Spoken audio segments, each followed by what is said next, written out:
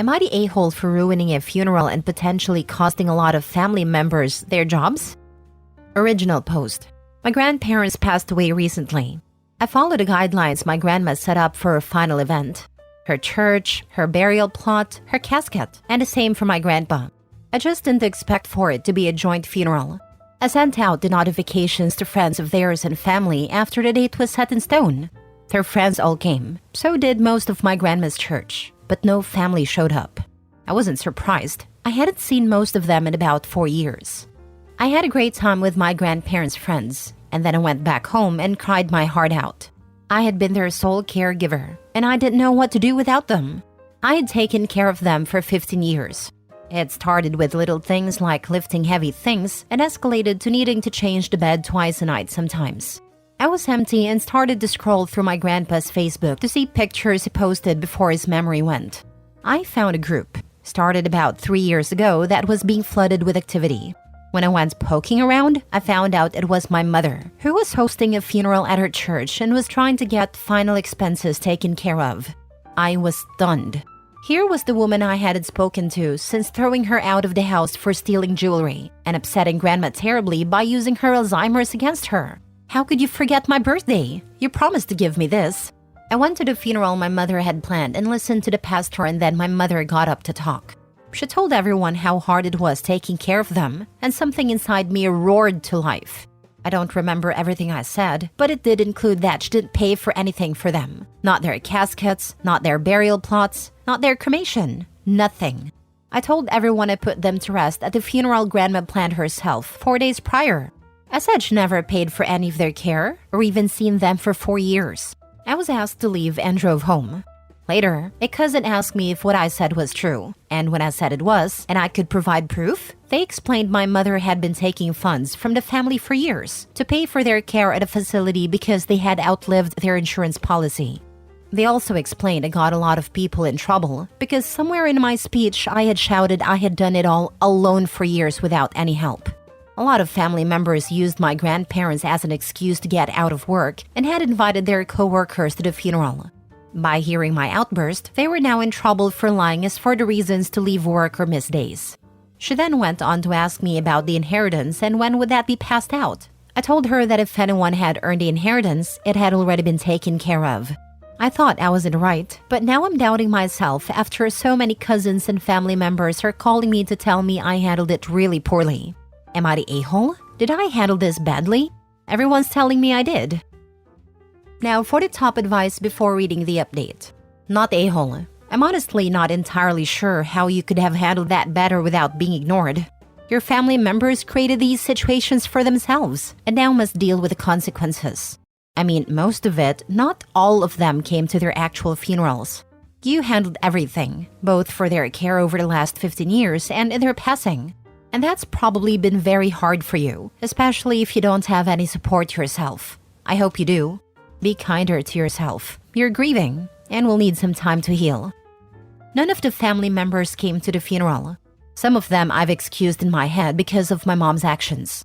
She sent out messages to everyone that the location had changed due to issues with the size of the location. Grandma had picked out the location for her funeral, the same place she used to teach sewing lessons and run childcare teaching events. She loved that location. It was attached to her church. She didn't care what your question was. She'd answer it and help you solve it. Didn't know how to fix the seam of your jeans? She could help. Didn't know how to stop your baby from crying all night? She'd know. She ran a lot of services for her community that still stand strong today, one of which is the Early Days program at her church. Members sign up to visit new parents, do laundry, vacuum, dust, do dishes, cook a meal, watch the baby if the parents need to sleep. I'm so proud of her for the impact on our community she left. Your grandma was an incredible person. Condolences on your loss of both grandparents. Not a-hole. You told the truth. The truth exposed your mother's hypocrisy and how she was scamming the family for money. It also exposed the scams of those who were pretending to care. The term for this is poetic justice, and it was overdue.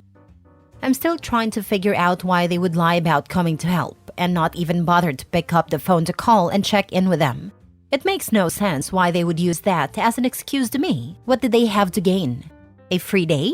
They have dozens of other people they could have used, but they fixated on using my grandparents. Because using them made them look good. Oh, I need a day to take my elderly grandparents who have Alzheimer's to the doctors. Makes them look selfless and caring, and most employers would be more willing to overlook those days. Don't for a minute feel bad for those who got in trouble. They all dug their own holes. If they lost their jobs, that's on them for lying, not you for exposing their lies. Stop worrying about the people who didn't care and remember your grandparents and the good they did and the time you had with them. I'm sure they appreciated all that you did for them. Now for the update. Thank you all. I felt I was the a-hole because of how badly I reacted at the memorial service my mother held. It was very far out of character for me. I am usually very quiet and I don't talk too much often, much like my grandpa. I screamed at them. I cried, I waved my arms and made an absolute spectacle of my grief. I feel so embarrassed by how I argued and carried on. Several family members are asking questions and seem genuinely bewildered by the circumstances. This happened on Sunday and it's Friday now. I am still feeling as lost as I did at first. One of my uncles did lose his job. That was confirmed earlier. He had multiple schemes going on at his workplace, with a need for a medical lift bed for grandma, and got his coworkers to donate around $8,000 in total. The gossip queens that attended the funeral told everyone Monday morning, and by Monday afternoon he was in trouble with HR. This wasn't the only way he tried to earn funds. There are at least 2 others I know about from his son. His son, my cousin, is furious with his dad and my mom. He and several other cousins of mine are suing my mother for taking funds from them. They thought they were helping pay for 24-hour care at an assisted living facility. Every month, my mother was collecting between $2,000 and $9,000 from family members. She would lament to them how hard and soul-crushing it was to see such strong people just staring vacantly off into space, how they were unresponsive. But this wasn't true. My cousins apologized for not reaching out to me, but I'm not very close with anyone in my family. Some of you guessed it in the DMs, but yeah, I was an affair baby. I came out wrong, and my mother's husband divorced her over it. The people I was closest to growing up were my grandparents. It's bad enough that some of the cousins forgot I was a family member at all. It's a huge mess. They're apologizing, but I just don't want anything to do with them. Grandpa's business is not worth millions, but it pays the bills. It's a handyman company. My family is asking about the company, how everything is going there, and I'm putting up a stony face. It's not the family business. It's mine. Has been for years. All of the employees respect me because I treat them the same way my grandpa did. I do still mess up some things that they tease me for. It's a very friendly place to work. One of my grandpa's properties is just a fenced yard with covered storage for the different projects. It's right next to the business property, and it's just where we work on remodeling old RVs or turning vans into RVs. We have a few friends parked there too, but it's just a dirt lot with gravel, a fence, and a cover. There are some security cameras there and so far no issues. I thought I would give an overall update and just thank you all for the support. I felt so lost and I really did think I was the a-hole for exposing them. Jobs are important and hard to come by out here, and it's not just going to affect them. It's going to affect their partners, their children, and even their pets. I feel most guilty about who else exposing them affected. Thank you. I didn't really expect this to blow up like it did. I'm going to keep reading and responding to comments. Thank you all again. This has been so incredible. I was never supposed to be angry about anything, but seeing all the comments cussing out my family has been more cathartic than I can express. Thank you. I don't think nosy and gossip queens are fair judgments when what they did is alert coworkers that they were all scammed out of a collective $8,000. More than $8,000, since Opie said that wasn't the only fundraising the uncle did at work. God knows how much he got away with in the end. I think someone will go to jail for that amount of fraud. I would love an update for the legal fallout. Next story. Am I the a-hole for telling extended family that my brother was an abusive piece of crap and taking his ex-wife's side in the divorce? My brother was married to Katrina for 8 years. He has a 10-year-old daughter from a one-night stand. Bio mom is not in the picture. Katrina's the only mom my niece, Elise, has ever known. She became a stay-at-home mom when Elise was 2, and they've been inseparable since. She wanted to adopt Elise, and Elise's bio mom wanted the adoption to happen, but her dad refused. When Elise was around 4, my brother started using her to control Katrina. If they'd argue or she wouldn't do what he wanted, he'd either hurt Elise or leave with her for weeks or months at a time, telling her she was never going to see Katrina again. Katrina wasn't able to do anything about it because she didn't have any rights to Elise. Katrina finally filed for divorce last year and my brother took Elise again. After a few months, CPS got involved and Elise was removed from his custody. Elise is temporarily staying with me while Katrina fights for custody. She refuses to talk about what happens when her dad takes her, but she's terrified of men, including my husband, wakes up screaming, and she even had to spend some time in an inpatient facility. She's doing intensive outpatient treatment now and is slowly improving. Katrina and I have been in contact and I've been letting her visit Elise. These visits are usually 4-ish hours at a time, maybe 4 days a week. She makes food for Elise, they lay on a couch and watch her favorite movies, she gets Elise to do some schoolwork. She kind of goes back to being Elise's mom during these visits. Extended family has been asking why Elise is staying with me and not her dad. My brother said it's because he travels a lot for work, but I wasn't going to lie to protect him. So I told the truth, that he is an abusive piece of shit that hurt his daughter to control his wife. Then word spread that Katrina gets to visit as much as she and Elise can handle, while he isn't allowed to see his kid. Now, immediate family, parents, grandparents, brother, are mad at me for airing his dirty laundry, spreading rumors, and taking his sexist side in all of this. Am I the a-hole? Now for the top comments. Not at all. You're definitely not the a-hole. You did the right thing by protecting Elise and standing up for Katrina. Your brother's actions were abusive, and someone had to speak up. It's great that you're providing a safe space for Elise and allowing her to reconnect with Katrina. Family might be mad, but Elise's safety and well-being come first. Not the a-hole at all, not even a tiny little bit. The best interest of the child always comes first. People should know so the good ones can protect her, and it will also become clear who can't be trusted. It's telling that many family members care more about family reputation than protecting a child. Those people are absolute trash in my opinion. I'm sorry to say OP because I know they're your family. You're a hero for taking care of and standing up for the child. So is her bonus mom. I call her that because she earned a title. That woman is incredible.